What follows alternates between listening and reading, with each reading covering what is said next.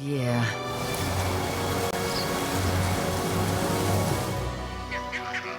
Babies born into drought face starvation. The weak and the injured are weeded out.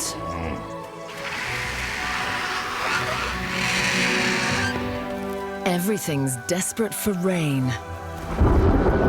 When it finally arrives, it's a downpour on an enormous scale. Alien creatures emerge into a different world. The wet season begins.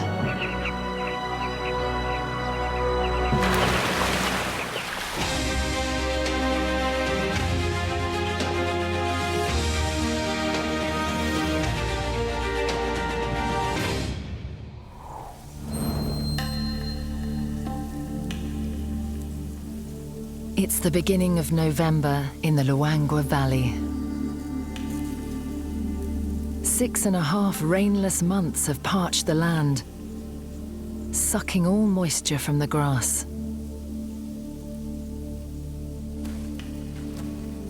For a young elephant, the dry season is the toughest time of year.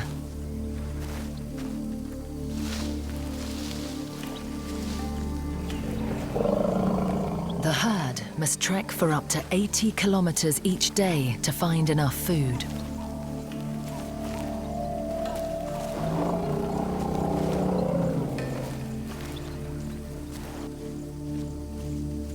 The experienced matriarch must ensure her family's survival.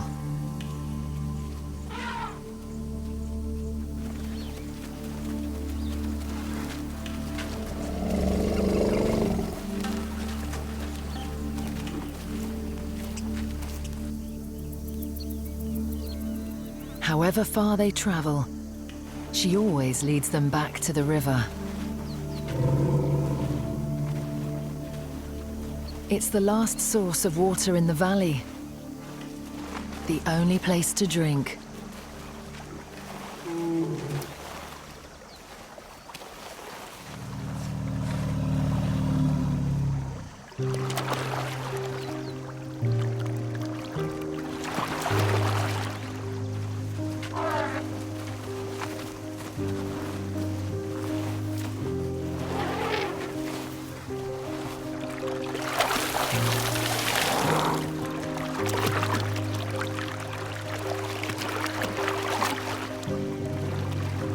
They use their 2-meter trunks to siphon water, 10 liters at a time, before squirting it into their mouths.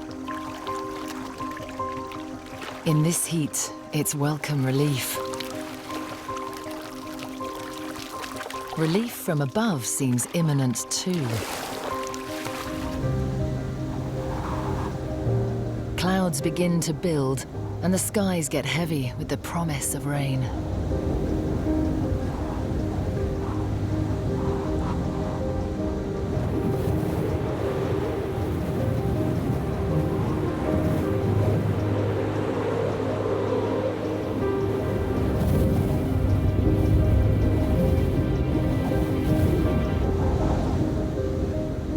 But the sun burns them off, and they vanish as quickly as they appear.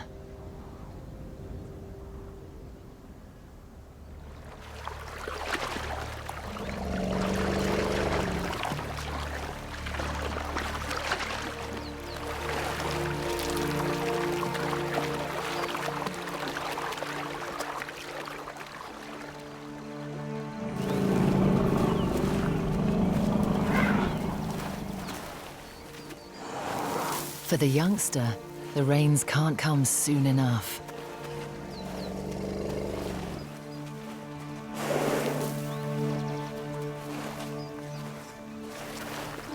He's still suckling, and at this time of year, it's much harder for his mother to produce the rich milk he needs to keep up his strength.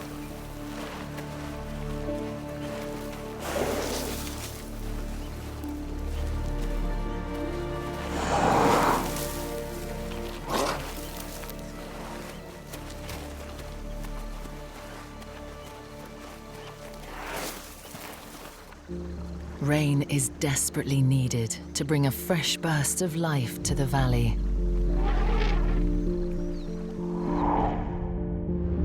The Luangwa Valley is in the heart of Africa, cutting through Zambia's eastern wilderness. Each year it floods and dries in a natural cycle, but this year is harsher than most. El Niño has affected the weather worldwide, and in Zambia, it's turned the dry season into drought.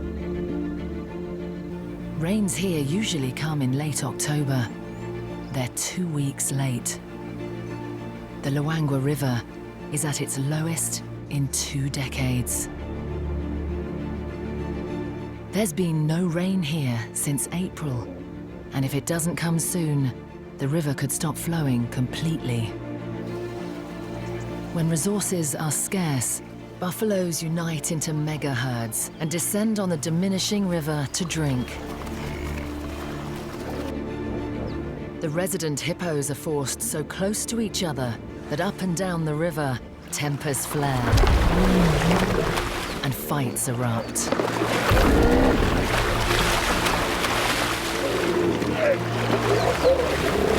The consequences can be devastating.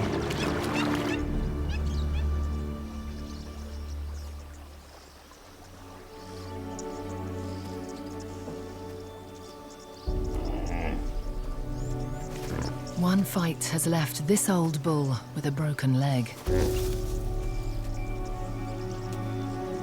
His instinct is to keep eating.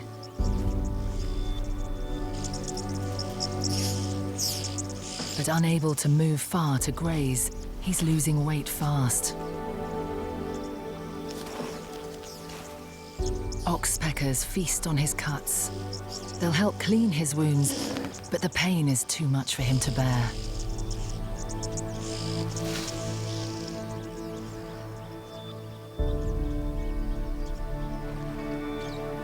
Forced out of his lagoon home when it dried up and banished from the river, he's managed to find a last tiny pool of stagnant water.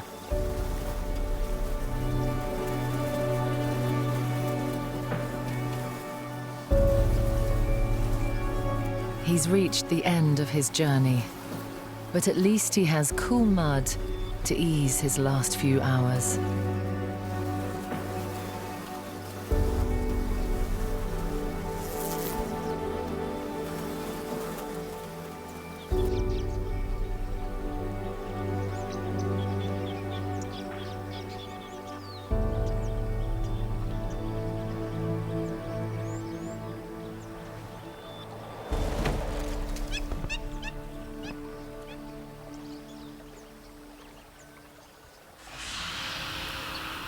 The midday sun beats down, pushing temperatures to 48 degrees.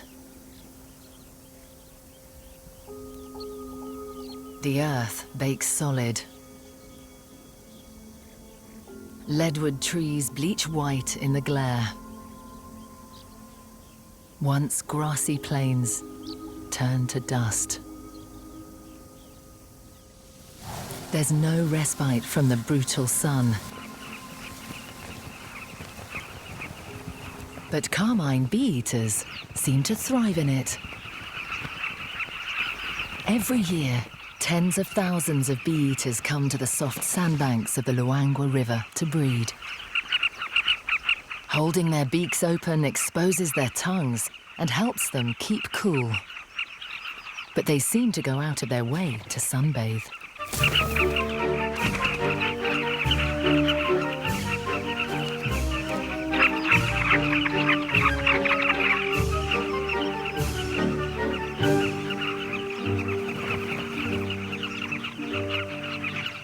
These beach bums aren't just lounging around, they're actually keeping clean.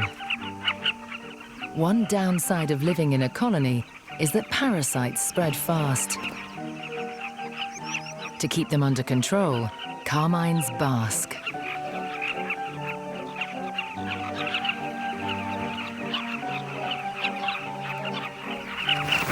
The heat of the sun keeps lice and mites active and moving around the feathers. Dust bathing helps dislodge them. Letting grains of sand trickle between their feathers and reach the skin is the bird's answer to scrubbing their backs with a loofah.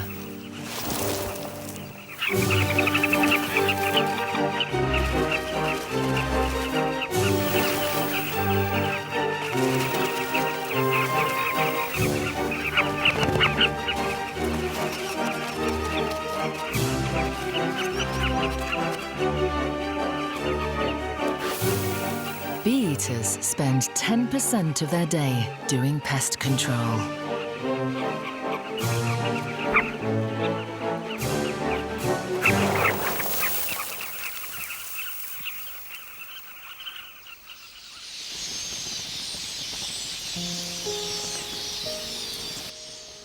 In the stagnant pool, Quelea quench their thirst.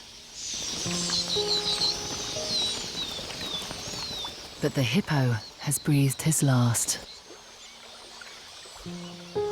Scavengers soon find the carcass.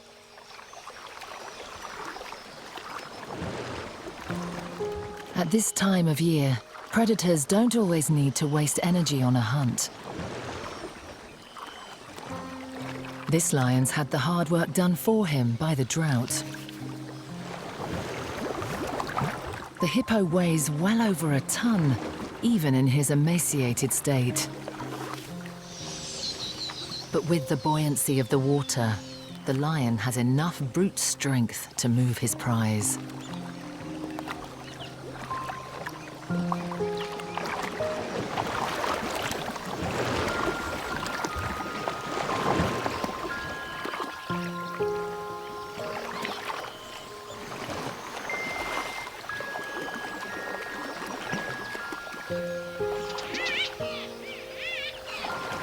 This lion is in his prime, a 6-year-old male.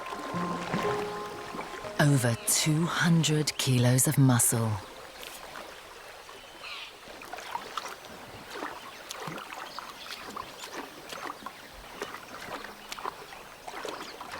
The hippo's hide is 5 centimeters thick, but the lion's canines are 10 centimeters long and make short work of opening the carcass.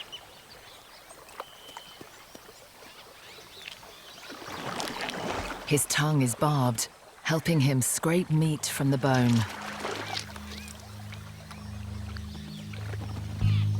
The lion isn't alone. These two are brothers, a coalition that together control a group of females and young known as the Nsephu Pride.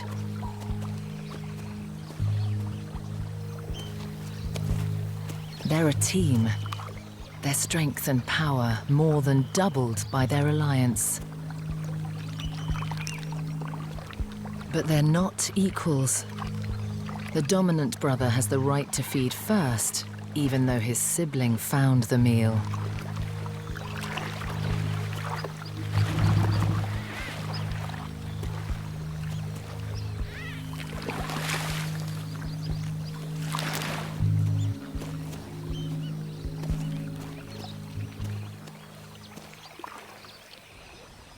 News of the carcass travels fast on the bush telegraph.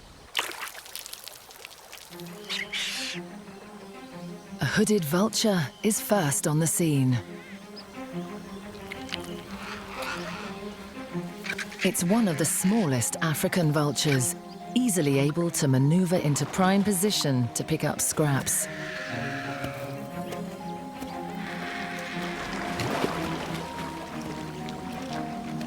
The rest of the cleanup crew is quick to arrive.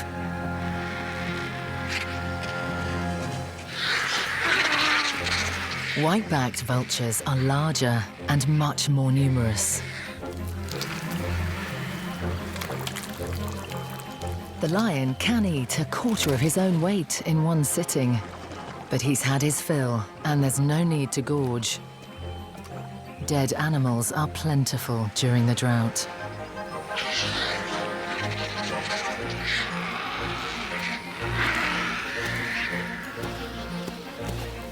It's the moment the birds have been waiting for.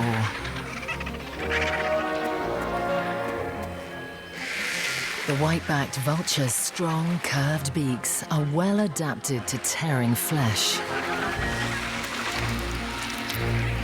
And, just like lions, vultures have rough tongues.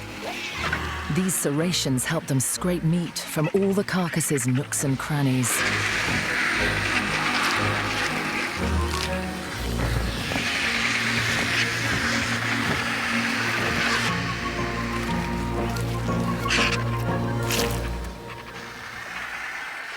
But the vulture's turn at the trough is interrupted when the rest of the lions come to feed.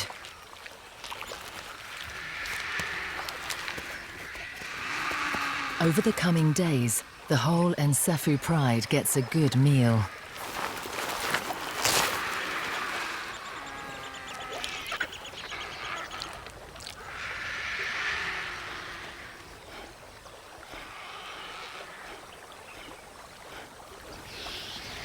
Between lions and vultures, every available scrap is devoured, till there's nothing but bones left to pick.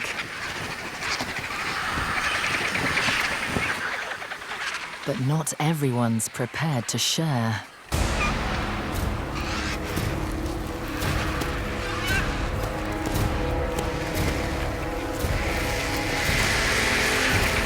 One lion trumps 80 vultures.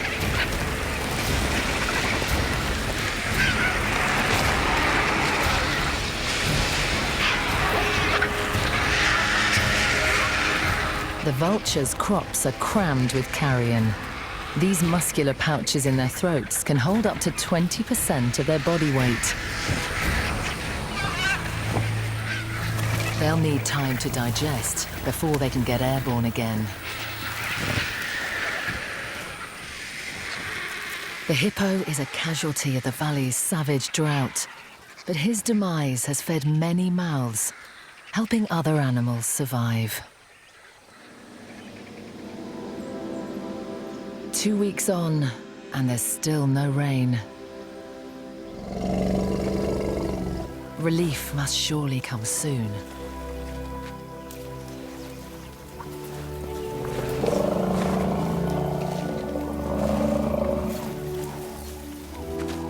The elephants keep on moving. It's hard for the little one to keep up, but the herd is a close family.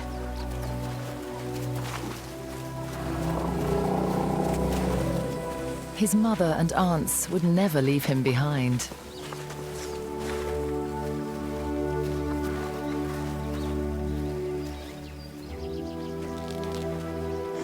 It's been months since these elephants have had a mud bath. The closest thing they've got now is dust.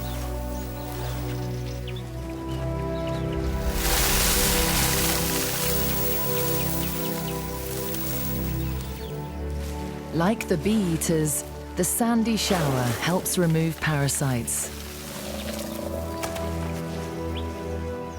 and also gives them a bit of protection from the sun.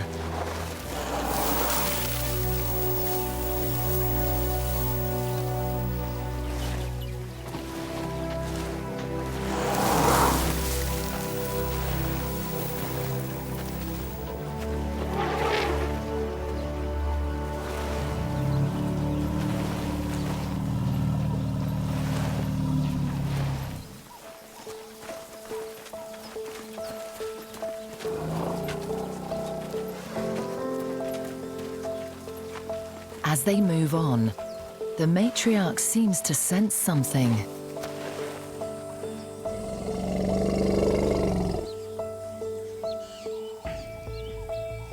Elephants can detect sounds at much lower frequencies than humans.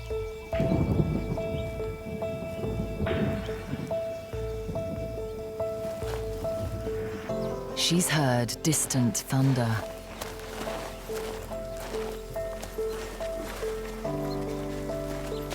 The secret behind this super sense lies in her feet. Elephants effectively walk on their tiptoes and have spongy pads of fat in their heels, which cushion their weight as they walk. Natural shock absorbers. They also pick up vibrations moving through the earth, so the herd can detect distant sounds. Elephants sort of do have their ears to the ground. And they can hear thunder over 160 kilometers away.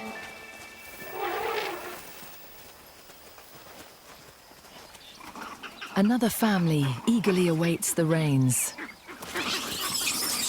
Vervet monkeys live in troops of up to 70 animals, led by an alpha male. They have one of the most varied diets of any primate, eating anything they can find from fruits and seeds to birds' eggs and lizards. Even so, the dry season offers thin pickings.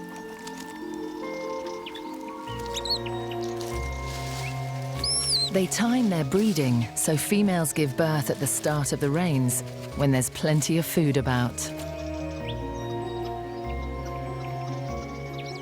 But this year, they've been caught out. On top of the punishing drought, the rains are well overdue. Food is hard to come by. Newborn vervets are totally dependent on their mothers. They spend the first week of their lives clinging to mum and won't venture further than 2 meters away until they're 3 months old.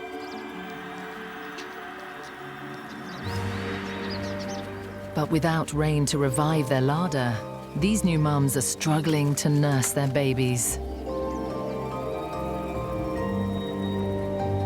This one is a first-time mother. Her inexperience means her little one is at even greater risk of starvation.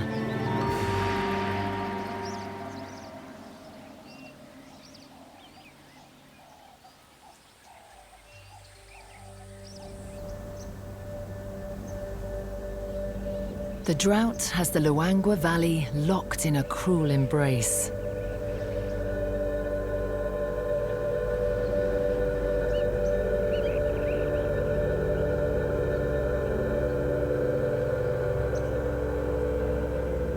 Every tributary has run dry.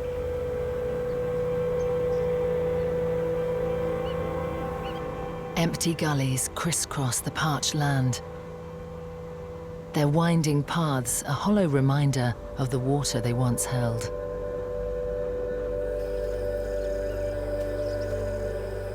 An experienced old leopard, known as Kamuti, uses the waterless ditches to sneak close to prey.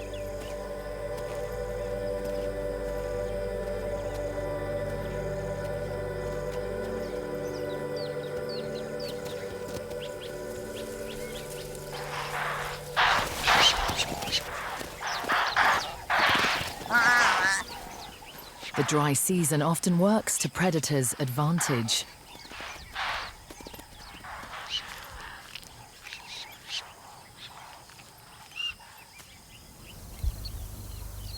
The ground is now iron hard.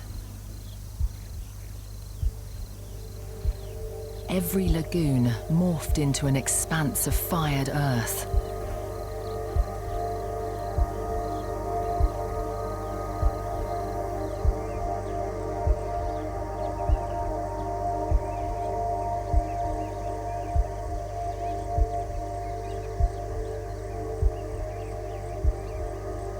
In the wet season, these waterholes are home to crocodiles. As the land dries, they get stranded. Sometimes several kilometers from water.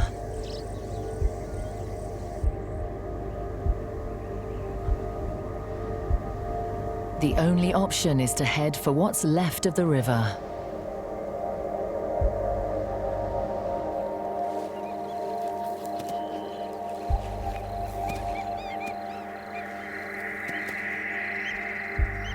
The Luangwa River has more crocodiles than any other in Africa.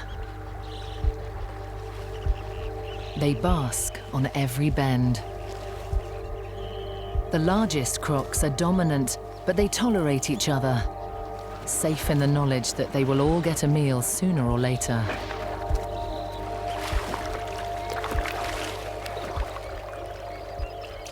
kinds of prey comes to drink at the shrunken river. These tiny birds are quelea.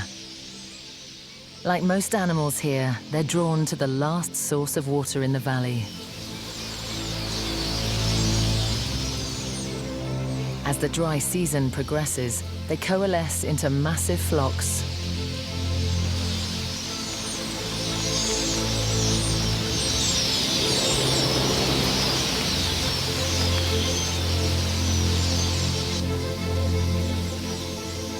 By November, they gather in staggering numbers. These super colonies can hold several million birds.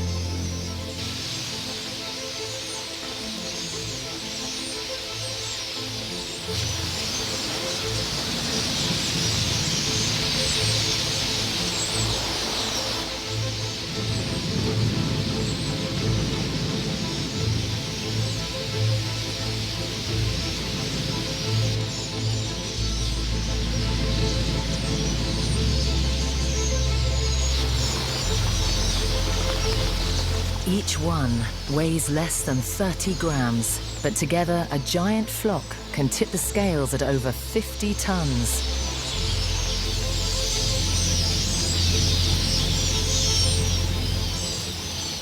A mouthful of that is worth having. Crocs ambush the drinking throng from the shallows. But the birds' reactions are lightning fast. In a split second, each responds to its neighbor's movements, and the whole mega flock swerves as one.